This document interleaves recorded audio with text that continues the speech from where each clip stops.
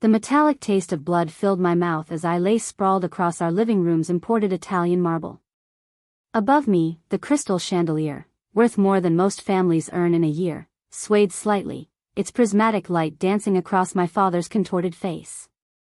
Senator Reginald Voss stood over me, his fists still clenched, knuckles white with rage. "You ungrateful little," his voice cut through the ringing in my ears. My jaw screamed in agony.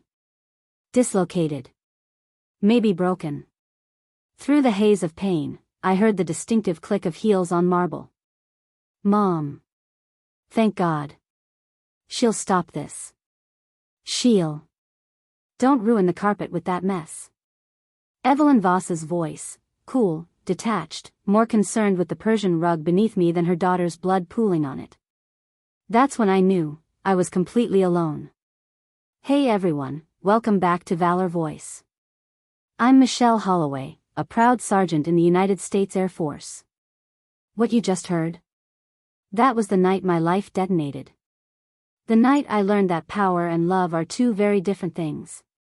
If you've ever felt the crushing weight of family expectations, if you've wondered what it takes to break free from a toxic grip, this story is for you. Because what happened next didn't just change my life, it brought down an empire. Hit that subscribe button and buckle up. This is going to be one hell of a flight. Growing up as a Voss wasn't just privileged, it was suffocating. My father, Senator Reginald Voss, was Washington royalty, the kind of man who shook hands with presidents and made political careers with a single phone call. On camera, he was America's champion, strong jaw, silver-touched hair, that practiced smile that promised integrity. Behind closed doors? He was a puppet master, and we were all strings. My mother, Evelyn Voss, played her role perfectly. The elegant senator's wife, Chanel suits, charity luncheons, a smile that could freeze vodka. She taught me early, strength is in silence, dear. Men like your father don't tolerate weakness. Every moment of my childhood was choreographed. Piano lessons. Etiquette classes. French tutoring. My friends weren't chosen, they were vetted. Even my birthday parties were networking events. You're not just Michelle, Dad would say during photo ops. You're a Voss. That means something. You're destined for the Senate floor, not some grunt work in the skies. But he didn't know about my secret rebellion. In the library, tucked behind first editions nobody read, were my grandfather's things. Thomas Holloway, my mother's father, though she'd practically erased his memory. He'd been an Air Force pilot in World War II, flying B-17s over Europe. 32 missions. A distinguished flying cross. A chest full of medals that represented actual courage, not photo opportunities. I was 9 when I found his journal. Leather-bound, pages yellowed, filled with accounts of missions that made my heart race. July 12, 1944, nearly bought it over Munich today. Engine 2 took flak, and for a moment, I thought we were done. But Jenkins kept her steady, and we made it home. That's what service means, trusting your wingman with your life. Nothing else compares. I read that passage probably 100 times. While Dad groomed me for political theater, I was falling in love with the idea of real service. Real wings. Real freedom. When I was 12, I told him. We were at dinner, just the 3 of us. Dad, I've been reading about Grandpa Thomas. I think I want to be a pilot like him. The silence was deafening.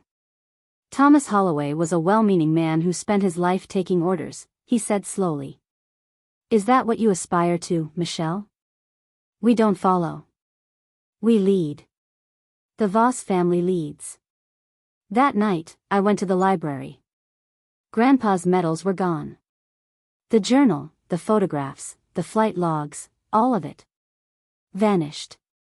Family assets, Dad said when I confronted him. Too valuable to leave lying around. Translation, locked away where they couldn't infect me with dangerous ideas. But he underestimated me. Over the next 6 years, I became a strategic planner. Straight A's in school, but I also joined ROTC behind their backs. Physical training at 5 a.m., disguised as morning runs for fitness. I studied flight manuals bought with babysitting money, hidden in calculus textbooks. High school became my covert operation. Every debate tournament victory, every academic award, I framed them as stepping stones to Harvard Law. Dad ate it up. Meanwhile, I was secretly applying to the Air Force Academy.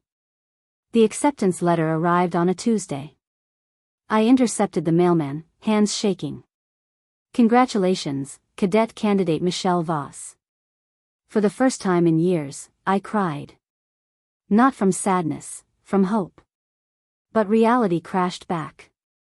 The academy required parental consent for minors. I'd turn 18 in 3 months. Then Kendra Miles gave me the alternative. We'd met in ROTC, kindred spirits, both fighting family expectations.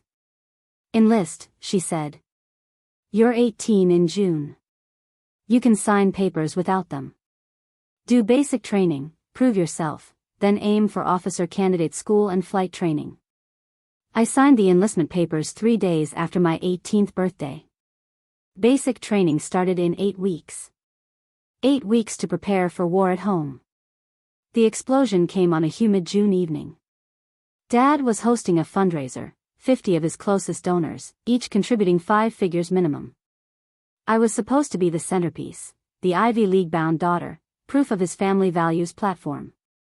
Dad pulled me aside before the speeches. You'll say a few words after me. Talk about Harvard, your internship plans. Make them see the investment. The investment. That's what I was. Not a daughter, a political asset. Something inside me, maybe Grandpa's spirit, maybe just 18 years of suppressed truth, finally erupted. I'm not going to Harvard, Dad. His smile didn't falter, but his eyes went dead. We'll discuss this later. I'm discussing it now. I've enlisted in the United States Air Force. I report to basic training in 6 weeks. For 3 seconds, nothing happened. Then his mask shattered. You did what?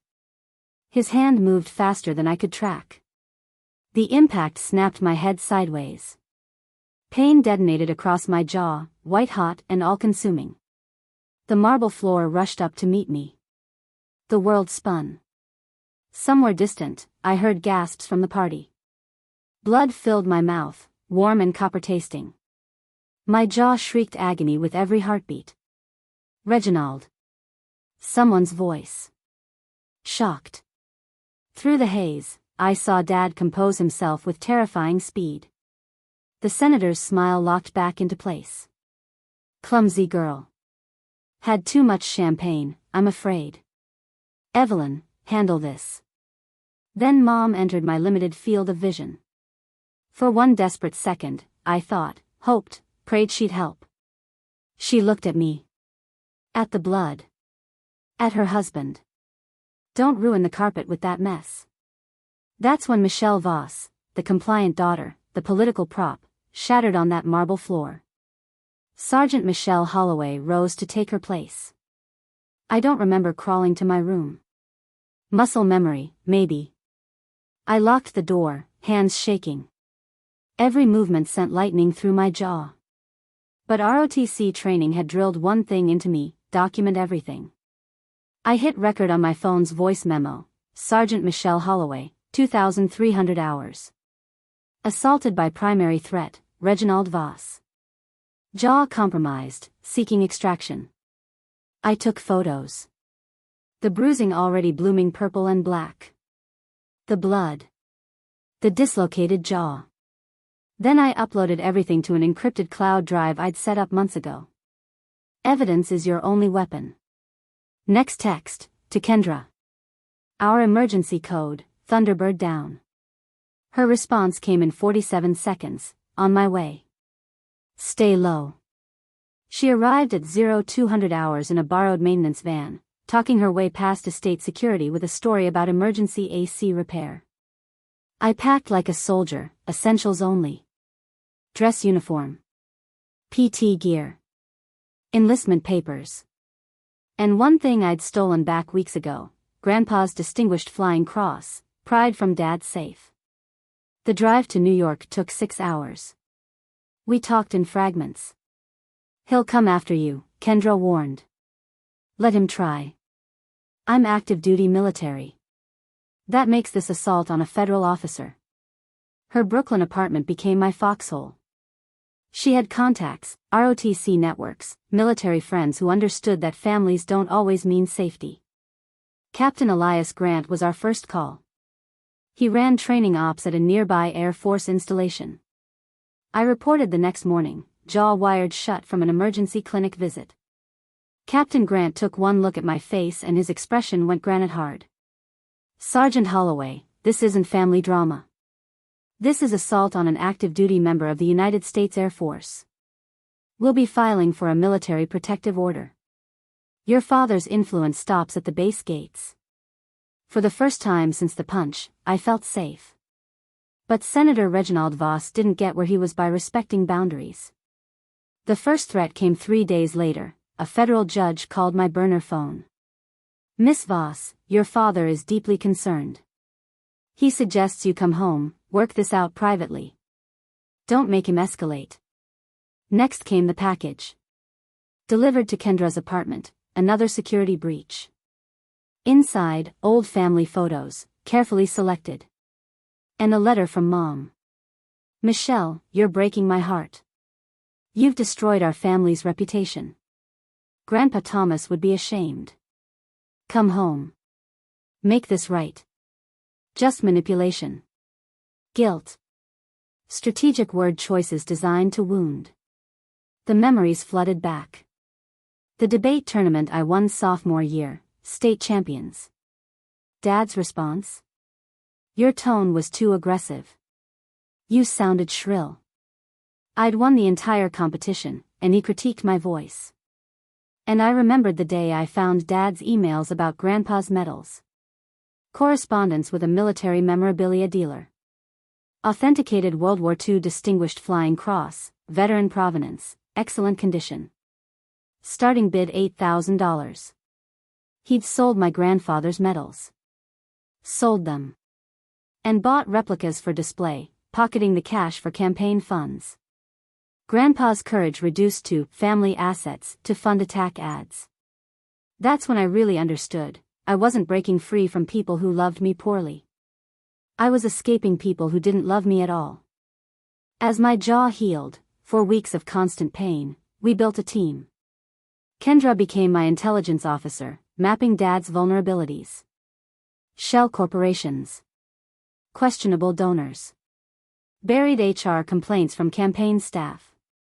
Captain Grant provided legal firepower.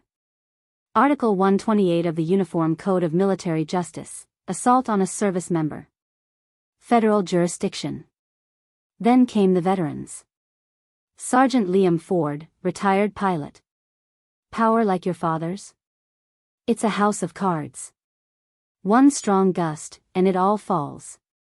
And Marcus Reed, tech sergeant whose promotion got derailed after he blew the whistle on a senator's kid getting special treatment. Your dad's got a trail of people he's crushed.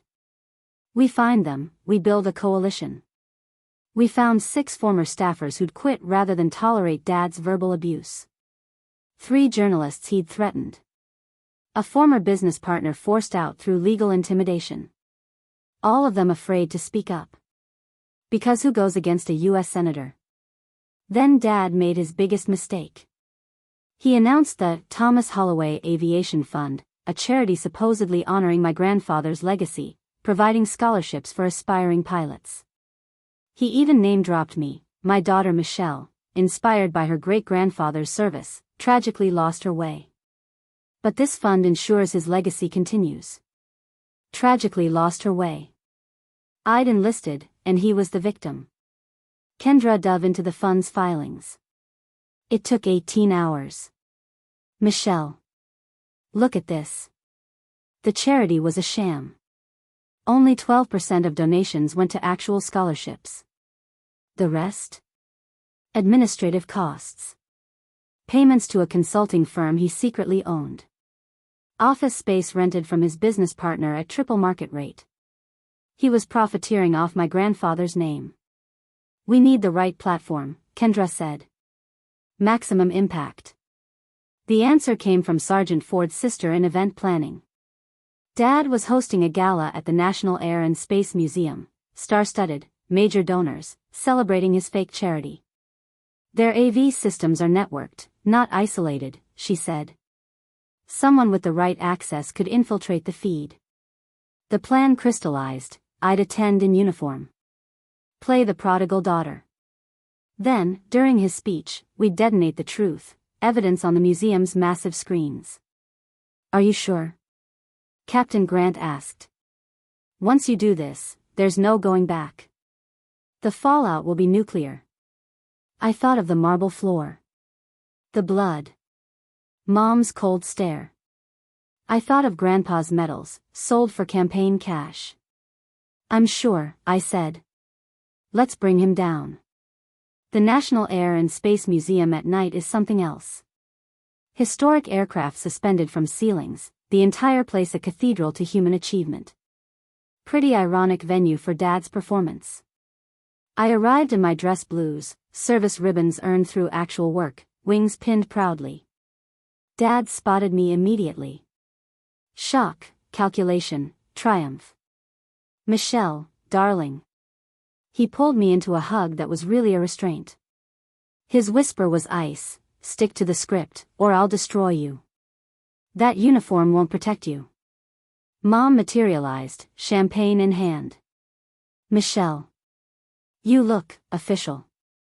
I am official, Mom. I'm a United States Air Force sergeant. Her smile was brittle. Family first, dear. The gala swirled around us. Dad worked the room, me as his prop, the wayward daughter who'd seen the light. On stage, beneath a suspended Wright Flyer replica, he launched his performance. Ladies and gentlemen, thank you for joining us to launch the Thomas Holloway Aviation Fund. My father-in-law was a hero, a genuine American hero. I watched from the wings. Kendra was in the control booth, disguised as AV tech staff. I'm especially moved to have my daughter Michelle here. She's finally seen the light, understanding that family comes first. He gestured to me. The spotlight swung. I walked out. Smiled. Took the microphone. Thank you, Dad. You're right. It's time for the truth. His eyes narrowed. I pulled out my phone. One text to Kendra, execute. The museum's massive screens flickered. Up came a photo of my face. Bruised, swollen, blood on my lips. Time-stamped. Gasps rippled through the crowd. Then my voice, Sergeant Michelle Holloway, 2,300 hours. Assaulted by primary threat, Reginald Voss. Jaw compromised, seeking extraction. The room went silent. This is reality, I continued. The man you applaud hit me, his 18-year-old daughter, for choosing military service over his political ambitions. He dislocated my jaw. My mother watched and worried about the carpet getting stained. The screens changed. Financial documents. The charity's real numbers. This fund? 12% goes to scholarships. The rest? His pocket. He's profiting off my grandfather's name, the grandfather whose medals he sold for campaign money. This is slander. Dad lunged for the mic, but I'd trained in hand-to-hand combat. I stepped aside, he stumbled. From the back, Captain Grant emerged in uniform, 2 military police officers flanking him.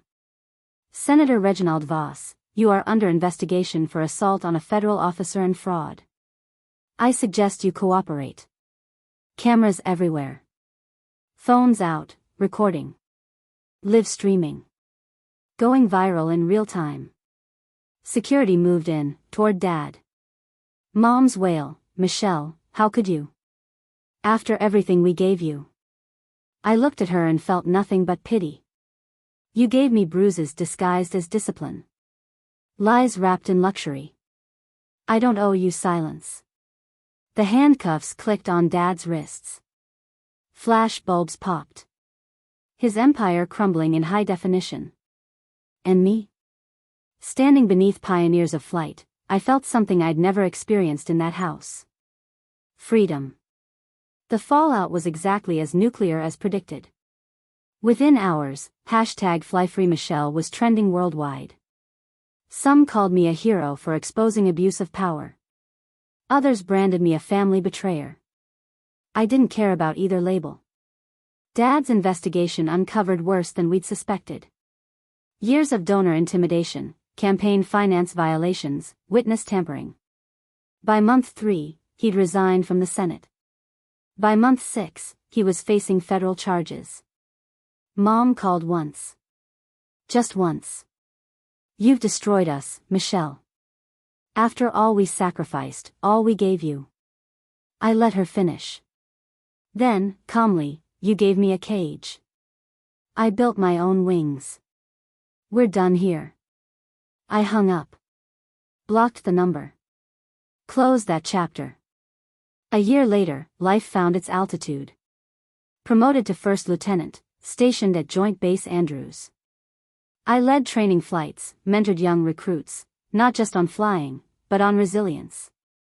The real Thomas Holloway Aviation Fund, the legitimate one I founded with settlement money from Dad's seized assets, awarded its first scholarships.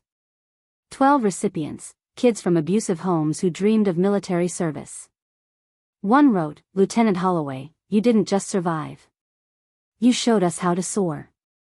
Because of you, I'm reporting to the academy next month." I keep that letter in my flight suit pocket. Now, I run with my squadron at dawn most mornings. The sky turns gold and blue, clouds breaking apart like the past. I'm not running from shadows anymore. I'm chasing horizons. To anyone out there in a similar storm, trapped by family, by expectations, by people who confuse control with love, hear this. Document everything. You're not paranoid, you're prepared. Reach out. Build your team. You're not alone. Fight back. You're stronger than they've told you. And when you finally break free, when you spread those wings they tried to clip, you'll fly higher than they ever imagined. Thanks for joining me on Valor Voice. If this story resonated, hit that subscribe button and turn on notifications for more tales of triumph over adversity. Share your own story in the comments, because every voice matters. Until next time, keep your valor strong and your voice heard. Fly high, everyone.